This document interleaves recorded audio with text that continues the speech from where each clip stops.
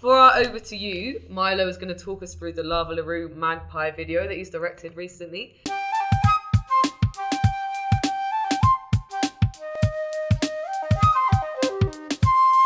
So tell us a bit about the concept behind it before we start watching. Okay, so it's kind of like a subcultural journey, but the way that we kind of view these is a journey through a series of train carriages. How did you get your hands on that?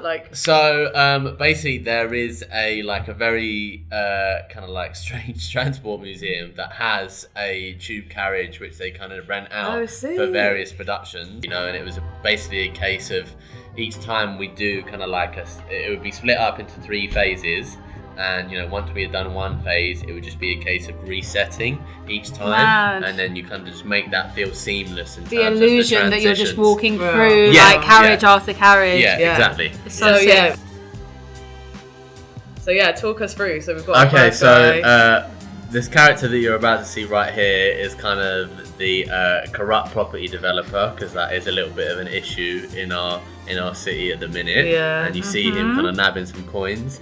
And then we go through to Lava, and kind of this is kind of like her working through a period of kind of nationalism that might have been present in the 80s, but also trying to present something that is a little bit more positive about a cultural state of Britain at this point in time. So you got the two-tone guy, and he's having a chat with the punk girl, and then we come back onto Lava, who was great in terms of giving that on-screen charisma. And she's kind of like our kind of like navigator through this kind of timeline. She's kind of like our David Attenborough through this world.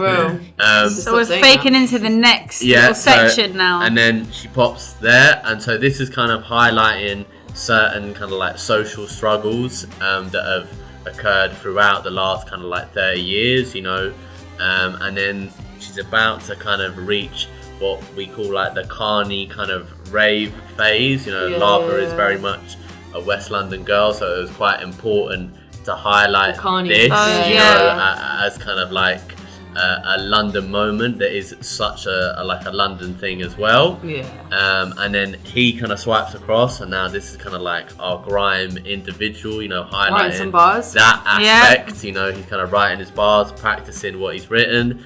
This is kind of an allusion to food banks, because that is a current kind of thing that really we shouldn't have to be facing up to, but we are. And this is kind of a bit of an allusion to Grenfell as well, in terms of money has been drained, and kind of like it's very much being taken advantage of.